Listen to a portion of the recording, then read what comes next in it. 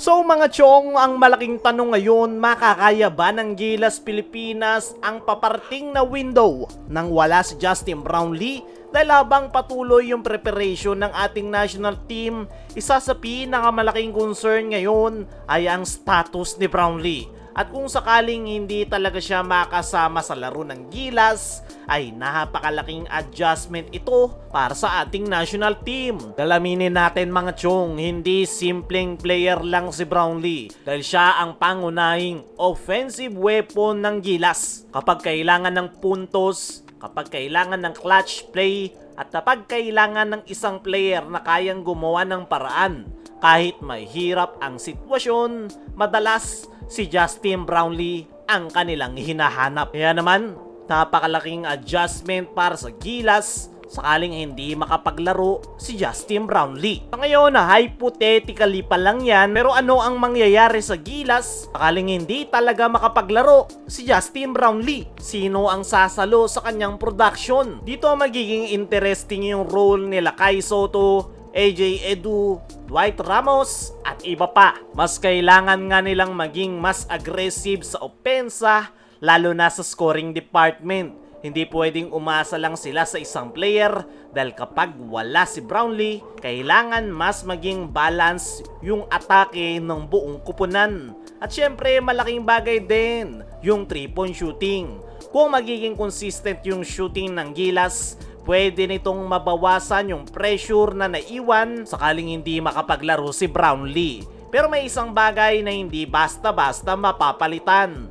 Yon ay yung experience at composure ni Brownlee sa international stage. At yan yung possible na maging problema ng Gilas Pilipinas sakaling hindi talaga maglaro si Justin Brownlee sa ating national team ngayong window. Sa halip, magiging malaking test ito para makita kung gaano kalalim ang roster ng ating national team. At dito din natin malalaman kung sino talaga yung kayang mag-step up kapag wala ang isa sa pinakamahalagang players ng Gilas. Para sa akin, once na hindi makapaglaro si Justin Brownlee, ay masasabi kong halos kalahati ng opensa ng Gilas ang mawawala. Dahil alam naman natin kay Brownlee nakasentro yung kanilang opensa. Kaya kung wala talaga si Brownlee, ay napakalaking problema niyan. Pero so ngayon, gaya ng sabi natin kanina,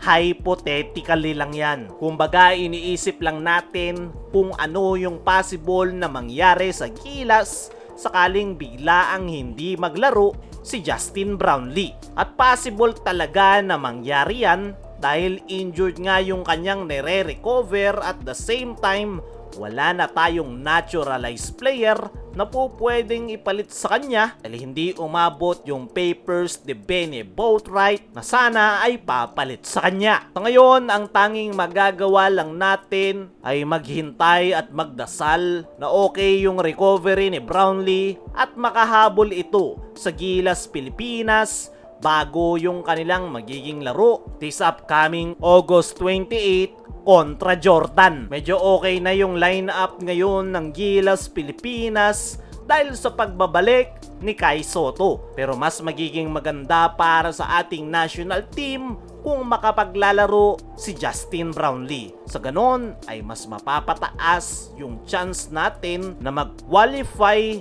dahil kailangan ngayon ng Gilas na maipanalo ang lahat ng kanilang mga natitirang laro. Samantala nitong mga nakalipas na araw ay mainit etong si Renz Abando. Lalong-lalo na noong sinabi ni Homer Sison na isang dumb player si Renz Abando. At kahapon nga lang ay nag-comment si Renz Abando sa podcast na Paukas na nagets niya nga raw yung point ni Homer Sison. Pero medyo harsh nga lang daw yung pagkakasabi na isa siyang dumb player. Pero nire-respeto pa rin daw ni Renz Abando si Homer at Pau Salud. Binanggit rin ni Renz Abando sa comment niya na hindi purket athletic at maraming highlights ay pasok na agad sa Gilas Pilipinas. In-encourage din ni Renz Abando na suportahan na lang natin kung sino yung nasa lineup ngayon ng Gilas Pilipinas. At para sa akin, maganda yung ginawa na yan ni Renz Abando, kung saan tinake niya as a constructive criticism yung sinabi sa kanya ni Homer Sison, at isa yang maganda